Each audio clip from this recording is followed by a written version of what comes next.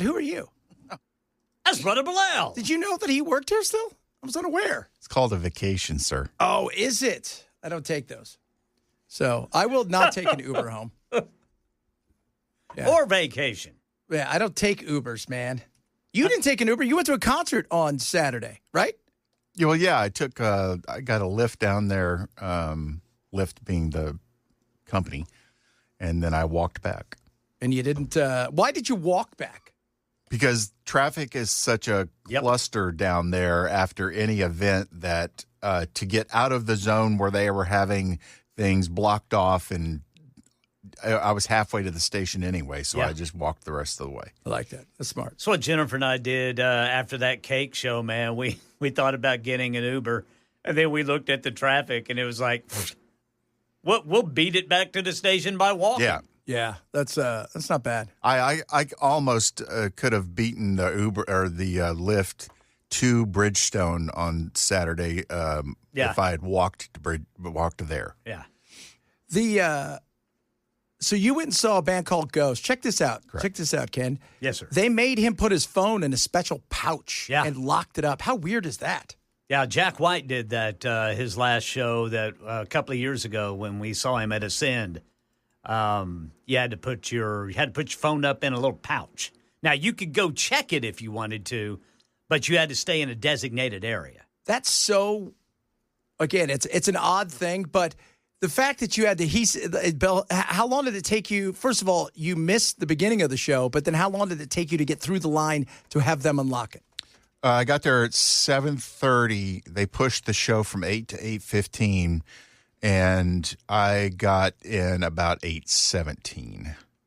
I really wanted to see curtain drop, and it happened right as I was walking towards my seat. Oh, man. They got to get better about, because the whole phone thing just slows the lines down massively, and they've got to get better about. They need more people. They need to open the doors earlier. And Ghost apparently has a history of having to push shows from the start time because of the lines created by pouching your phone. That is, did you get to keep the pouch? Yeah, you keep it on you. No, but did you get to keep it? Oh, no. It's not one of those cool pouches. You got to give those back. It's like a Ghost pouch. Well, I mean, you know what? How long did it take you to get out of the arena? That would have driven me crazy. I'm like, I'm stealing this. I'm going to go home and cut it. I actually thought about that because there were probably half a dozen women out front that were helping to unlock the phones, and then you just threw it into a bucket. They were being just utterly swamped because everybody wants their phone unlocked, and they're surrounded by hundreds and hundreds of people. They didn't have enough people out there to unlock the phones after the show was done either. Notice how he said women. Well, I'm just saying that because women are the only ones that could do that job. You might as well tell them all to go back in the kitchen, Bill. They should have never left. I only saw women doing the unlocking. That's why I say that. I didn't see any guys out there. Somebody said they would like to have seen you on one of those scooters. You know what? I would have paid for that. You know what? I didn't even think of that. Really? Would you have done it? Probably. Nothing makes me smile more than watching people ride double on a scooter who've never ridden a scooter before, let alone been on a bicycle in 25 years. But now's the time, after a few drinks, that this is the smart thing for them to do. Nice. Yes. That's exactly how I think. One other thing about the show is when I grew up, when you would go to a show, you would pay. I think I remember the first show I ever saw was Journey in the Tangerine Bowl in Orlando, and I think shirts were $12 or $15 at the time. T-shirts at the show were $50 and $60. Are you kidding me? Which is beyond ridiculous, and it was for the same shirts that I could go on the website and buy for $30 or $35 plus shipping. So, which is. What do they get for a concert, you think? Are they splitting it? Because they don't have the commercial appeal. They have they're like, unfortunately, like Fish, where they have a huge base of fans, but it's not like their songs are played on the radio all the time. Yeah, they are. Are they? Yes. Not like, they're not like Metallica or something like that. No, most certainly not that big, but their last album debuted at number 1. Does it sell like 4? Because that's all you need to sell, right? No. It sold almost 100,000.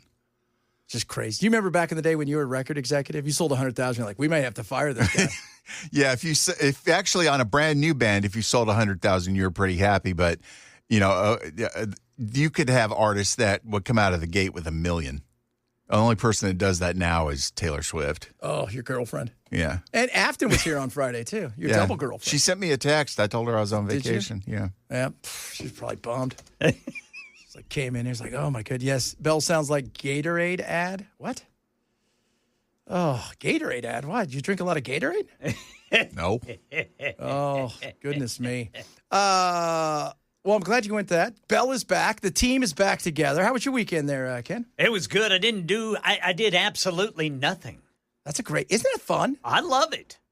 I love doing absolutely nothing. It is. Now, I like doing what I want to do. Yeah, but sometimes that's take a nap. Yeah. Watching TV and falling asleep, waking up a little bit later. Yeah. I ate a lot of fattening food, too, that I'm going to have to beat myself up over. But it sure was fun. You know what? That's good, though. Yeah. You don't beat yourself up over it. I saw this comedian earlier. He said the difference between today's generation and our generation is they're not going to eat the muffin or donut. And if they do, they're going to feel guilty about it. We'll eat it, and we'll go, and we'll move on with our life. Yeah. And that's kind of the truth. Yeah, I beat myself up by looking at myself in the mirror and saying, you should really stop doing that, Weaver. Oh. And then I go right back to it. I think if we had to eat in front of a mirror, we would all stop eating the way we eat. Not all of us. No, I mean, maybe. Nah, I don't think I would. I like the food too much. Maybe how fast we eat it. I always feel like I'm racing somebody. I don't know who. Well, I don't know who. Nobody's coming to take it, but I don't know that. You're racing your appetite. That's an interesting experiment, though. Just sitting and eating in front of a mirror. I want somebody to do that tonight. I want somebody to go and eat in front of the mirror and then that feels like something that somebody would tell you to do.